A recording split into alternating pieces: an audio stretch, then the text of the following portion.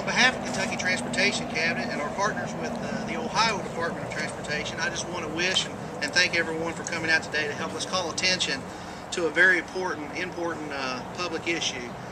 Many of us in the transportation industry, we know how well safety affects our projects and our people that work for us, and so we just want to draw attention this week, and especially in this event today, on work zone safety.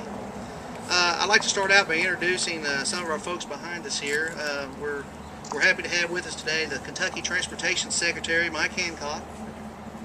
Along with Mike is the Department of Transportation District 9 Deputy Director out of the Chillicothe office, Bon Wilson. And along with Mr. Wilson are a couple of Ohio Department of Transportation employees, John Kelly, Art Bryant, and our own Department of Highways Safety Coordinator, Alan Ravenscraft.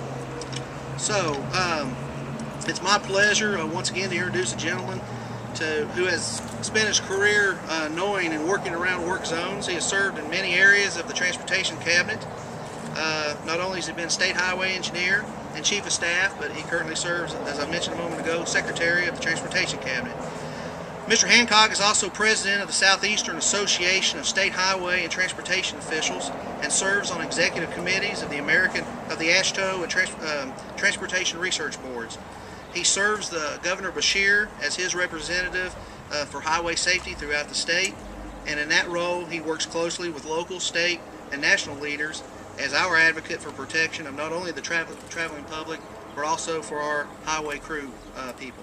So I'd like for you all to help me welcome Secretary Mike. Thank you. It's a pleasure to be here today, and I do want to recognize the workers who are here today. We salute the very important work that you do on our highway projects across the state and in this particular region. One of the most important functions of government is to improve, and safeguard human health and safety.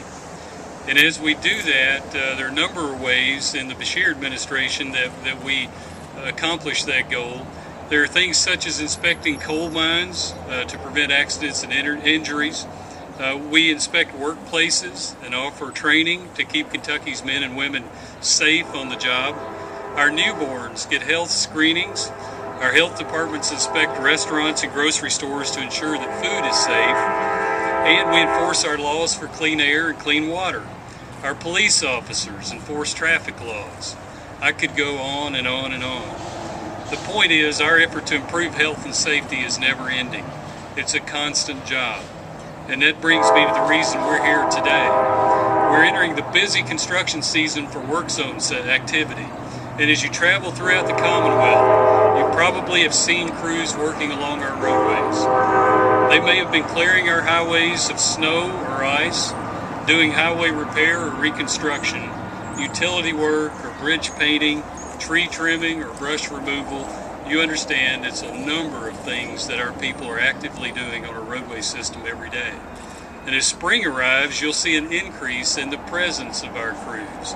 The Bureau of Labor Statistics says the number one cause of workplace fatalities in the United States is transportation mishaps.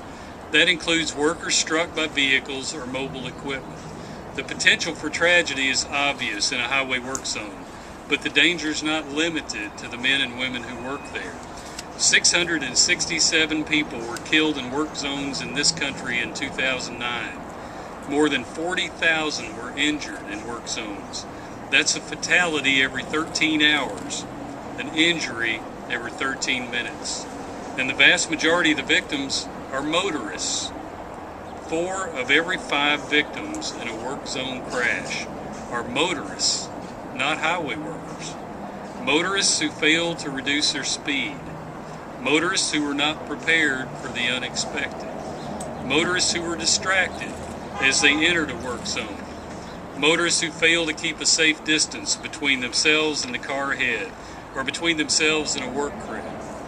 Motorists who simply failed to recognize the orange signs and the orange barrels and the orange cones were there for a reason.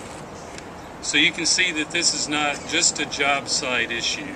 It's a very serious human health and safety issue. The Kentucky Transportation Cabinet and organizations such as the Kentucky Association of Highway Contractors are constantly working to improve safety. But everyone can make a positive difference by following a few simple rules when approaching a work zone. Be alert, be patient, and be safe. So many lives are depending on it. Thank you. Appreciate it.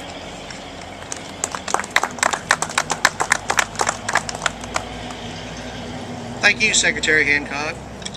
Next up, we have the Deputy Division Director, Deputy Director of the District 9 Chillicothe office from the Ohio Department of Transportation. Please welcome Mr. Vaughn Wilson. Thank you, Bart. With the goal of reminding drivers how important it is to keep highway workers, themselves, and their passengers safe, this week is National Work Zone Awareness Week. And while we have joined with our partners from the Kentucky Transportation Cabinet to kick off this important campaign, we want to spread the message year-round and remind motorists of the need for their additional attention at all times when they're in work zones.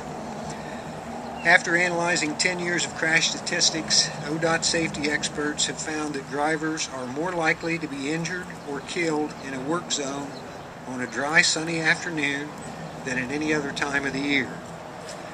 In a report just released by ODOT, data shows that there were about 5,000 work zone crashes last year, resulting in 1,262 injury crashes and 10 fatality crashes. This number is down from 2009, in which there were 5,100 crashes, 1,280 injury crashes, and 13 fatal crashes.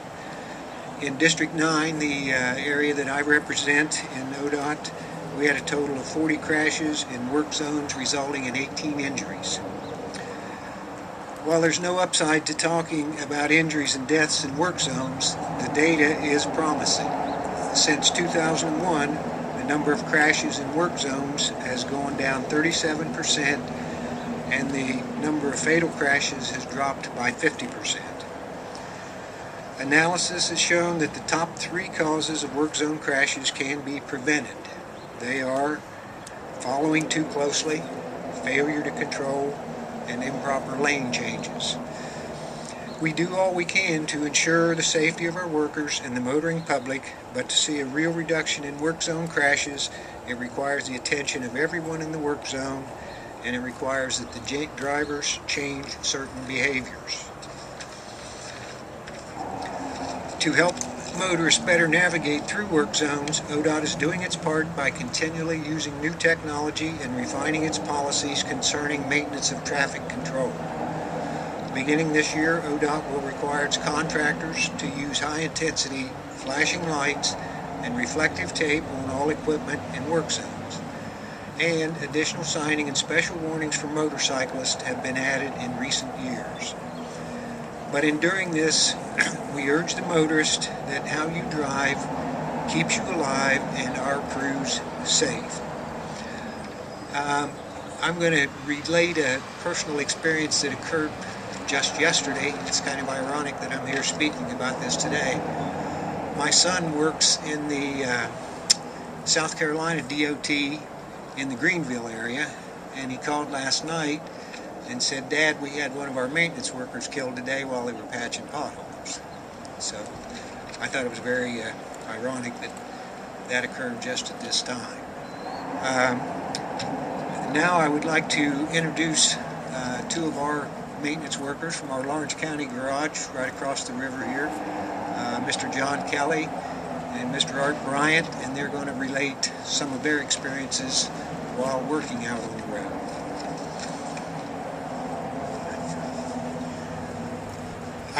I'm John Kelly. I work at the maintenance department in Lawrence County, and I've been there 21 years, and I've mowed and done everything in the county. Well, about 5 or 6 years ago, we was mowing on 52, and the guy was backing me up. He had an airboard, and next thing I know, I was kept on mowing because I wasn't watching behind me. A deputy sheriff hit him tore the airboard off the pickup, and both of them went to the hospital. That's one experience we've had. And I just like to say one thing: this summer we'll be looking out for the public, and the public looks out for us. Thank you.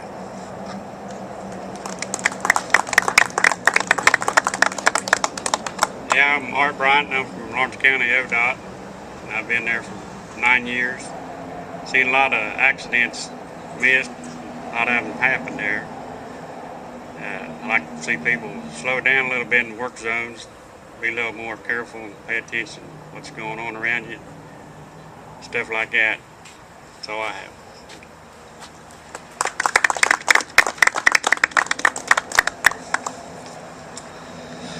Also with us today is the District 9 Kentucky Department of Highways representative, our safety coordinator in the district office, who responds to work zone accidents, does inspections, and really helps us get the message across.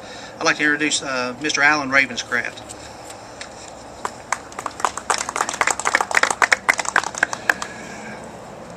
As I've been sitting here listening to most of these folks talk and speak about work zone safety, and Secretary Hancock and Director Wilson from ODOT, we're looking at the numbers, and it's amazing, the statistics. And one thing that I thought will be more beneficial to workers in work zones, as I look at companies here that do contracting work for us and our employees and the ODOT employees, is we have to partner with the public. And as we partner with the public, that includes the news media that's here today. And we need you to help us get the word out. And we can give tips. I've got a whole page of tips here that we can give the public. But it's all about awareness when you enter work zones. And I'll reflect back in 2003 when I was the director of safety for the highway department on a 19-year-old young man that was killed while he was working on a project, maintenance project for us. He was getting ready to go to Afghanistan, and he was struck by a vehicle in the southern part of the state of Kentucky. And there isn't a day goes by that I don't think about that young man. And I know his name, and I won't reveal it to you today, but there's not a day goes by that I don't think about that young man and what we could have done different to protect him. So today I stand here in front of you asking you to partner with us. Whether you go home tonight and you leave your job as a news reporter, or you leave your job as a maintenance person or an engineer for a highway department, we need you to get the message out about work zone safety and awareness. And a lot of people don't realize that when you're traveling through a work zone, once you enter that work zone, you're in it quick. And once you pass that road work ahead sign and you're traveling around 60 miles per hour, 88 feet per second, it's about 17 seconds or so, you're in that work zone. And once you enter a work zone, a perception reaction time changes. So normal perception reaction time is a little over 2 seconds when you're out there traveling. Once you hit the work zone, that doubles. It doesn't matter what age you are, that doubles. And so does your footage doubles when you're traveling in that car to be able to react. So as Secretary Hancock mentioned, expect the unexpected. He went over some tips with you. Slow down, don't tailgate. We ask the public to obey the flaggers or the messages and the signage in work zones. It might be a construction project, it might be a maintenance project. But stay alert, don't change lanes unless you're directed to do so. Be patient and be calm when you enter a work zone. Obey the speed limit. Most work zones are dropped 10 miles per hour. I know on most interstate projects we lower the speed limit to 55, and that's for a reason. Most people you see are running 70 and 80 through this. So we ask that you slow down, take your time, and get through those work zones. So just in closing today, we ask you to partner with us. Partner with us to send our workers home and our contractors' workers home to their family at night. And get the word out of being aware when you come into a work zone. Those orange signs are out there for a reason. Thank you.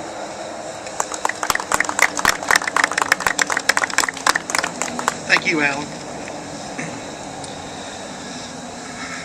Today we come together not only as ODOT and Kentucky Transportation Cabinet, but we're joined by contractors who perform work for us, by members of the media, by members of the public, to stress that it's just not our workers we're mindful for, but also those of the public. As Secretary Hancock expressed, the majority of those injuries and fatalities are those members of the public. So we ask for their assistance, respect the flaggers and the signing that are out there, and help us help them. And if I can echo the message of the Secretary, we do want everyone passing through these work zones to be alert, but be patient, and most importantly, be safe.